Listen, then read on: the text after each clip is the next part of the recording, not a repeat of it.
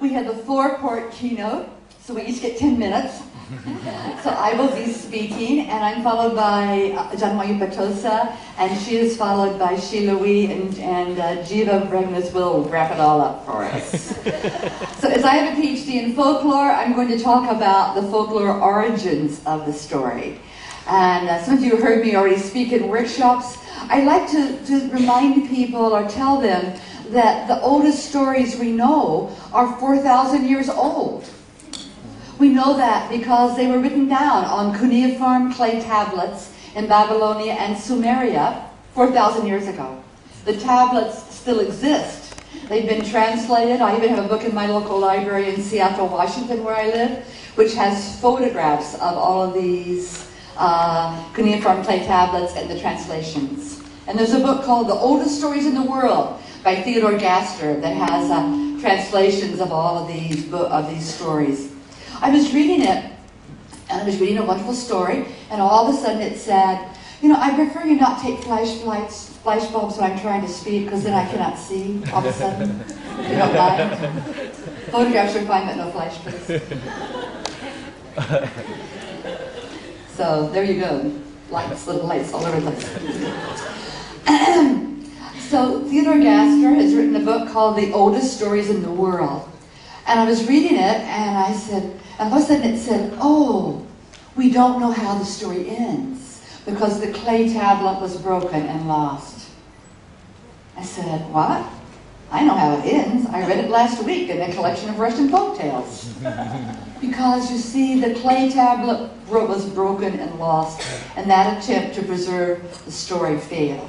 But the story kept on being told by human beings and passed from person to person to person. To think about how many human beings had to hear that story, remember it, put it in their heart, and pass it on to make it last 4,000 years. Still being told in many places in the world, the same story being passed on and on and on. Stories are very powerful things. They come of our hearts, of our minds. They fit the shape of our minds.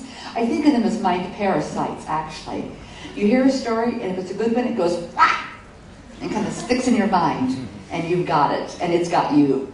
It's got you. So I think stories are important. They're part of who we are as human beings. And the kind of stories we tell can also shape who we are. I know I work with a community in southern Indiana where everyone tells every story as a humorous anecdote. Anything that happens, it becomes a funny story. So my friend, who was in his 80s, had to have open heart surgery. And when he came back from the hospital, he told all these funny stories about open heart surgery. You know? Because I'm sure as it was happening, he was thinking of what a funny story it was going to be later. He could tell his friends. And so because of that, he's always happy. Everything that happens, no matter how bad, is a funny story to tell his friends.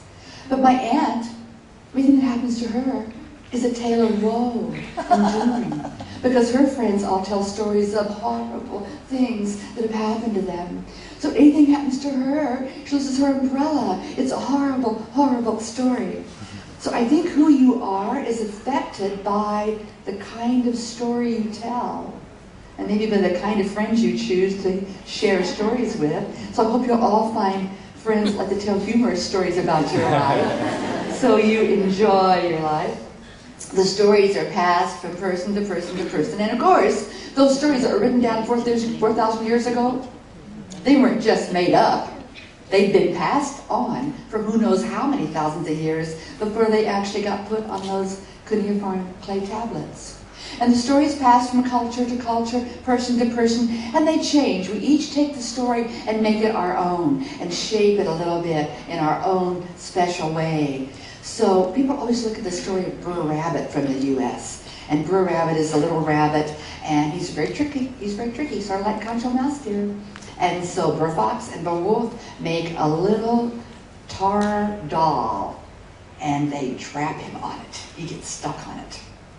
And then people look and say, how did they get that story? Well, the slaves in the U.S. came from Africa. If you go to Africa, the same story is told in many cultures. Sometimes it's a rabbit, sometimes it's a tortoise, Sometimes it's a fairy. Everybody different gets stuck on the little clay tar baby. And the same story passes. We say, oh, it's a transmission. It passed from there to there.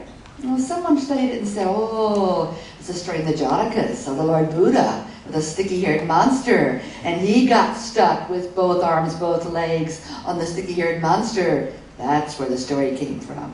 Maybe, maybe not. Because in Polynesia, there's a story of a little ant crawling up a sticky sap. And she gets stuck. 1, 2, 3, 4, same way. So as folklorists, we say, did it get transmitted or is it invented independently? Because our minds are alike and we tend to make up the same kind of stories. So I think probably the Buddha story and Burr Rabbit are not related.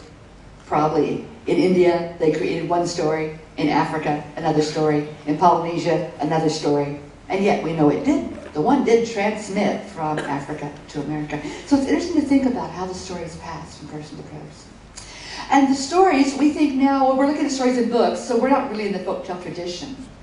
But I did a book called Traditional Storytelling Today, and some people who are working with storytelling in Iran wrote an article, and they were telling about, in the 3rd century BC, storytellers in the marketplace had all these books they were learning their stories out of. So even back then, people had books to get their stories out of. So stories go into books, on the clay tablets, then they get learned, come back into our hearts, become told again as they should be, go back into books. Someone else, you can all go find the books now, pull them out, put them in your head, put them in your heart, and share them, and they're back in the folktale tradition, and you're part of it. So, Ajahn Mayupa is going to talk about how the stories have gotten into her heart and been shared in Thailand and maybe around the world.